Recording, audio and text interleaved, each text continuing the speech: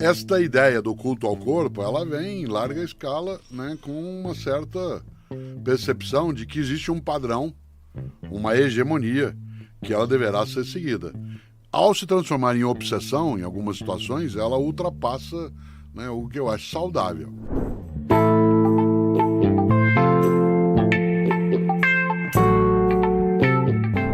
Quando eu digo que eu faço musculação porque Cláudia me dá aula, eu dificilmente iria, nunca fui, né? Dificilmente eu iria a uma academia. Não que eu seja avesso a isso, mas não é um espaço onde eu tenha prazer de estar. Se eu tiver que me recuperar de algo, sim. Né? No ano 2000, eu tive uma intercorrência que não era, pareceria cardiológica num primeiro momento, você se lembra, no ano de 2000. Né? E não era uma questão de labirinto que simulou, mas ali eu achei, né, ao fazer exames, uma isquemia na parede anterior do coração que já estava lá. Você tinha parado de fumar, não era? Tinha parado de fumar, aquilo produzia perturbação. E aí sim, durante 2 anos, eu a cada 3 meses que é uma frase que semana... você até falava. Eu parei de fumar faz tantos anos e 20 quilos. 20 quilos. Ainda falo. Você engordou muito Sim, depois disso? Bastante. Bastante porque o cigarro, no meu caso, né, ele produzia um distanciamento da alimentação. Por outro lado, né, ele canalizava parte daquilo que era o meu movimento de prazer em relação a algo na qual eu era viciado, não era prazeroso vez ou outra. E aí sim, eu fiz exercícios intencionais durante 2 anos para fazer algo que aconteceu, que foi o desaparecimento dessa cicatriz na parede anterior do coração. Por que eu digo isso? Porque dedicar-me no dia a dia a uma atividade como o exercício físico, para que o meu corpo ele possa ser uma exposição prazerosa para outros e para mim, não é uma intenção que eu tenha. Mas também é uma questão, né, de você, estando mais idoso, como é o meu caso. Casado, e não é só isso, mas casado, idoso, professor na área de filosofia, você tem alguns encantos, alguns charmes que ultrapassam. Que compensam. E que não exigem que haja essa atenção. Mas esse culto ao corpo, ele não é exclusivo nosso. Né? Essa ideia, né, ela já vem desde a antiguidade no Ocidente em relação a gregos e romanos.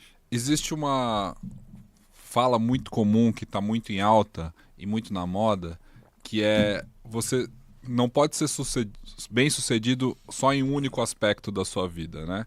Quando a gente vê pessoas muito bem sucedidas, grandes empresários, num primeiro momento, lá no século passado, essas eram pessoas gordas, né, grandes, estressadas, que acumulavam, né, um grande capital, um grande poder, né, dá para citar vários aí da história que eram assim, não se preocupavam com o culto ao corpo. Hoje em dia, a pessoa entende que você tem que ser bem sucedido nos negócios, bem sucedido no aspecto físico também, ou seja, você tem que cuidar. As pessoas dizem meter o shape, você tem que ter um shape. Tanto que hoje a gente vê quem são as grandes referências do mundo empresarial em termos de acúmulo de capital. Elon Musk, Jeff Bezos, Mark Zuckerberg. Que, aliás, luta MMA? Os dois vão lutar, né? Exatamente. Existe uma busca pelo corpo, né? Existe uma busca pelo corpo ideal. Mesmo na política, o Putin, é claro, existem distorções aí, como o Trump não tem uma busca pelo corpo e eu acho que o modelo brasileiro também não temos representantes nesse sentido. Mas existe uma busca por estar saudável, estar bem em todas as suas áreas. Saudável é outra coisa. Nas relações familiares, então. Não dá para você ser bem sucedido só nos negócios se você tem uma família destruída. Não dá para ser bem sucedido nos negócios se você tem um corpo também, uma saúde. Então, uma coisa é a busca por um corpo saudável e outra coisa é a obsessão pelo corpo perfeito. Eu acho que as coisas se misturam, do corpo perfeito com o corpo saudável hoje. É provável que em larga escala se imagine isso. Né? Eu, por exemplo, embora eu seja obeso, eu nunca deixo, você sabe disso, de fazer todos os anos meu acompanhamento. Todos os anos eu me interno e faço com regularidade os exames, de maneira que aquilo que em mim pode ser esteticamente desconforme com a hegemonia ou com o desejo ou com a moda, que ele não seja prejudicial. Há uma diferença de você ter uma barriga extensiva como sinal apenas de descuido ou de acúmulo de alimentos, seja o que for, e uma circunferência abdominal que te leve a um acúmulo de gordura que seja danoso. Né? Se até o século XIX, né, em alguma medida, a ideia era que você se mostraria bem-sucedido com um ventre expandido, o fisiculturismo é uma coisa do século XX. Ele retoma coisas do século 5, 4 a.C., no mundo greco-romano. Na Grécia Antiga, o corpo já era supervalorizado, né? Representam, os corpos atléticos são sinônimos de beleza e de virilidade. Em relação ao mundo masculino, especialmente, porque o corpo feminino raramente era objeto de exposição, exceto no que se refere às deusas. Você encontra estátuas femininas de deusas, mas encontra estátuas masculinas nuas que não necessariamente são de deuses, são também de mortais. São de atletas. Isso, de atletas. Uma das suposições dentro da composição do corpo na antiguidade clássica grega e depois romana era a simetria. A simetria você observa na arquitetura clássica grega com as colunas dóricas colocadas lado a lado com um capitel sobre elas, né, que dê um formato em que tudo se equilibra. Tudo se equilibra. A percepção simétrica. A simetria como sendo uma composição que não leva à estranheza do olhar. Muitas pessoas se dedicaram a isso. Uma das coisas que mais se fazia no mundo grego antigo há 2.500 anos eram exercícios físicos num lugar onde as pessoas ficavam nuas, crianças nuas, e isso no sentido de exercício. Esse lugar era chamado de gymnasium, o ginásio, onde as crianças ali ficavam aprendendo as artes do exercício do moldar o corpo. Só que, como você lembrou, a ideia do corpo perfeito era um corpo que se aproximasse de um ideal. Evidentemente que o ideal seria uma escultura feita por Fídias, né, há 2.500 anos, digamos, e que ele colocava alguém assemelhado a Apolo, ao deus Apolo, com os braços proporcionais, com a cabeça proporcional ao resto do corpo. Musculoso. Nós vamos ter isso de novo no Renascimento, quando Leonardo da Vinci consegue compor a matemática dentro da expressão corporal, especialmente com a noção clássica do homem vitruviano. Da proporção áurea. Isso. Em que você vê num círculo um ser humano no centro, com várias formas de reflexo, em que você tem ali uma composição matemática. E se você observar o desenho original, né, feito pelo Da Vinci, tem anotações numéricas em relação a quanto deve ter um braço, qual é a extensão do dedo. É fazer coincidir a matemática como a perfeição das formas pela geometria com o corpo humano. Nós temos alterações estéticas no século XX e XXI. Algumas das pessoas mais admiradas em relação ao corpo, eu sempre fiquei pensando, um dos atores do cinema francês, absolutamente charmoso quando eu era criança, a gente imaginava ser como ele, era o Jean-Paul Belmondo, que tinha um nariz inacreditavelmente expressivo, que hoje seria estranho até. Ou, se você olhar, se a gente pega o corpo de algumas mulheres que são padrões de beleza, ela tem um nariz que não necessariamente seria um nariz que era mais marcado pelo afunilamento, né, por uma marca diferente. Mas a magreza passa a ser um critério num momento, a não magreza em outro. Há uma relatividade na estética do corpo. O que eu acho é que... Tem a ver com a moda? Tem a ver com a moda. Acho que nos 20 anos mais recentes, a ausência de prazeres na convivência, a vida mais dura, mais urbana, mais disputada, fez com que o espaço em que eu pudesse me dedicar a mim seria um mergulho para dentro. Quase uma coisa de colapso. Isto é, eu me volto para mim e aí eu vou fazer com que o meu corpo vá sendo moldado de dentro para fora e não de fora para dentro. Isso significa que eu vou praticar exercícios que, num primeiro momento, eles podem ser desagradáveis, mas que vão levar à jornada do herói, como você gosta de lembrar. Isto é, eu vou me dedicar a algo que do sofrimento vai à perfeição, que vai do deserto ao paraíso. E para isso eu vou me privar. Vou me privar do alimento, vou me privar da bebida, vou utilizar coisas que façam com que eu passe, e agora eu vou usar o termo, passe a ser admirada ou admirado. É aquilo das redes sociais que a gente vê o tá pago. Né? É um pagamento que você faz com um compromisso que você tem no futuro de ter um corpo saudável, de ocupar um espaço maior dentro do universo, dentro disso que você falou aí, de ser de dentro para fora, que você vai ficar maior, com o peito mais estufado que seja, mas que é uma penitência, é um tá pago, né? Que as pessoas gostam de postar, de fazer, ó, fui na academia hoje cedo, tá pago no domingo, valendo, né? Tipo, para mostrar que ela tá também se privando de prazeres ou não tendo uma vida tão nababesca assim. É interessante, eu não sou a pessoa adequada para falar isso, porque como eu sou obeso e não tenho essa fixação em relação ao exercício, etc., só faço aquilo que eu tenho que fazer para não piorar. Né? Eu sempre achei interessante alguém expor que ela mostrou as fases e como ela estava e como ela ficou, né? Como eu sou da área intelectual, o meu modo de troco seria dizer assim, irmão, e por que você não expõe os livros que você começou a ler e o tantão que você leu agora? Né? Então você pegou Ulisses, do James Joyce, que é uma obra que eu demorei mais de 20 anos para ler por inteiro. Comecei umas 30 vezes, chegava até a 5ª página, até a 12ª. Um dia eu decidi que eu ia terminá-lo.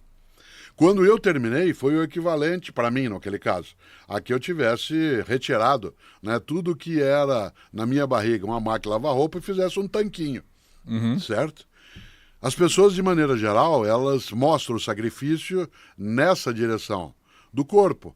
Mas dificilmente alguém diz assim, olha, eu completei hoje meu 28º livro lido em 2022. Elas fazem também. Então, agora. Mas não se fazia. Elas fazem também. As pessoas exibem suas bibliotecas com muito orgulho. Os poucos que ainda leem. Né? Mas isso O Heródoto Barbeiro e eu, a gente conversava muito, os dois gostamos também de leitura, e ele dizia que um dos nossos sonhos, e é verdade, né? Ele como jornalista, professor de história, né? Dizia assim, o nosso sonho era o dia que a gente tivesse uma notícia, quando a gente comentava coisas juntos no rádio, tivesse uma notícia assim, entraram ontem numa livraria, levaram toda a coleção do Machado de Assis. Ou que o sujeito encosta em você com alguma coisa que ameace de me passa tudo que você tem do Carlos Drummond de Andrade, né? Então, esse tipo de sonho, entre aspas, é talvez um desvio em relação a essa questão. Eu não desprezo no sentido de achar equivocado quem se dedica ao exercício, à academia, à malhação, mas eu não tenho nenhum tipo de admiração de imaginar que esse é o caminho exclusivo. Porque uma das coisas que eu notei é que quem faz considera que quem não faz é doente. Quem faz é a mesma diferença entre o não fumante e o ex-fumante.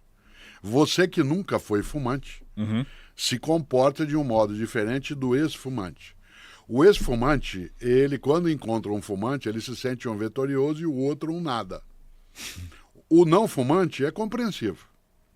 O não fumante considera que quem fuma, e eu estou falando de quem porque já você fez, passou pelo sacrifício de isso, deixar de eu sou fumar. melhor que você. Eu parei faz 23 anos, eu Cortella. Portanto, você é nada em relação a essa capacidade. Você é fraco. Isso, é fraco. O não fumante considera o fumante um doente. Certo. O ex-fumante considera o fumante um fraco. Assim como a ideia de alguém que ganhou peso, que engordou, nem sempre se considera aquilo que a ciência avança, supondo que isso é também uma patologia. Você considera alguém gordo um fraco, alguém que não conseguiu construir... Não tem força de dentro do vontade. corpo, não tem força de vontade. E esse é o problema, né? Esse é o espaço contrário da busca pela saúde ou do culto ao corpo, né? Porque, eu não sei se você reparou, mas nos últimos 10 anos, a busca pelas academias e pelo exercício físico, não só por uma questão de saúde, mas também por uma questão de saúde e estética, aumentou demais. Demais.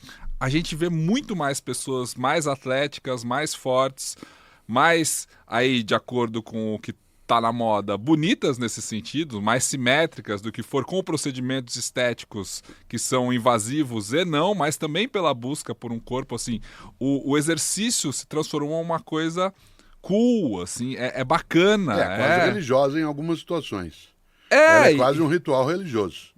É um ritual Alguém, por exemplo, que antes de ir para o escritório, para o local de trabalho, para o estúdio, que levanta às 5 da manhã, pega a sua mochila, Exato. vai pro lugar e se encontra com outros fiéis.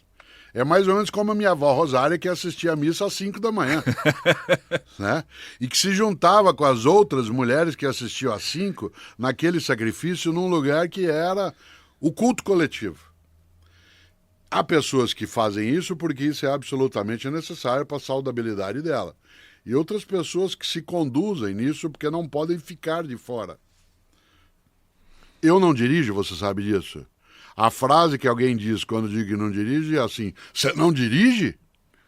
Pode ser que assim. E você? Qual academia você frequenta? Eu não frequento. Você não frequenta?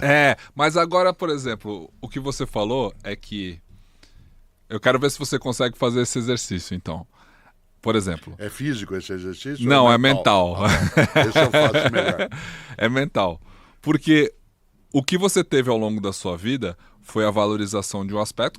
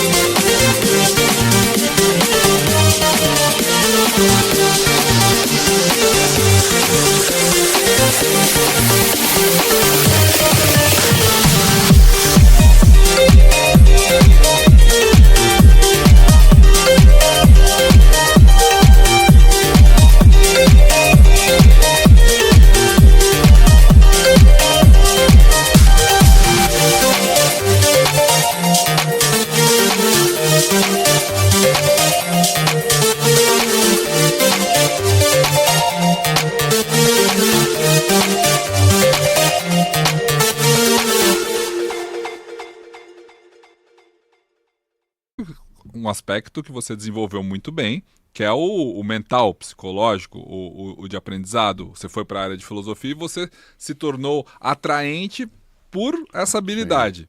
Ou seja, então você não precisou se preocupar com o aspecto físico do culto ao corpo. Não. Se você não tivesse, será que você consegue fazer esse exercício? Se você não tivesse esse outro lado, será que você se sentiria tão seguro da sua aparência? Provavelmente não, de maneira alguma. A ideia de eu, entre aspas, estar bem resolvido né, com a minha aparência tem a ver mais com o fato. Primeiro que eu sou idoso. E aí há uma certa aceitação de que uma pessoa com mais idade já está lá, para quê? Né? Não vai.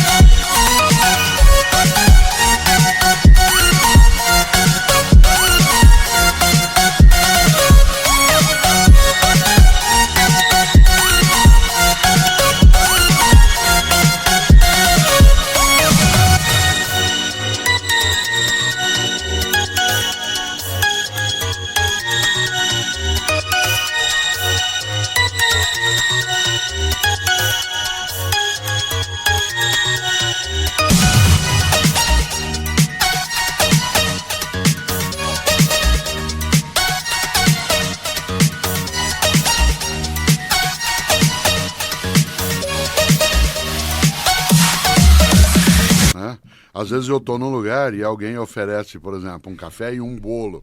Um bolo gostoso de laranja. Eu digo, você não quer, não quero mais. Come, poxa. Pô, pra quê?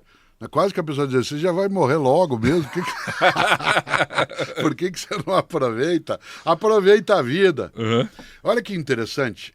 Aproveitar a vida, no meu caso, em vários momentos, é poder fruir um pouco mais o vinho que eu gosto, ou o gole de cachaça que eventualmente eu gosto. Ou um churrasco. Isso, ou um churrasco. Por uma outra pessoa, aproveitar a vida significa fazer com que a endorfina circule para ela de uma outra maneira e que ela possa fazer maratona. Eu acho admirável as pessoas que fazem maratona, as pessoas capazes de correr, como os gregos antigos gostavam também de fazer. E uma das minhas respostas, dado que eu não faço, amanhã eu vou fazer uma meia maratona. Se for metade eu não vou de jeito nenhum, só vou se for inteira. Uma das coisas curiosas e gostosas para mim é ver que pessoas que fazem o exercício, mas que não têm obsessão somática, obsessão pelo corpo, que essas pessoas elas gostam de fazer aquilo porque isso faz bem a elas. Não é uma questão de aparência, é uma questão mesmo dela provocar nela uma circunstância de bem-estar.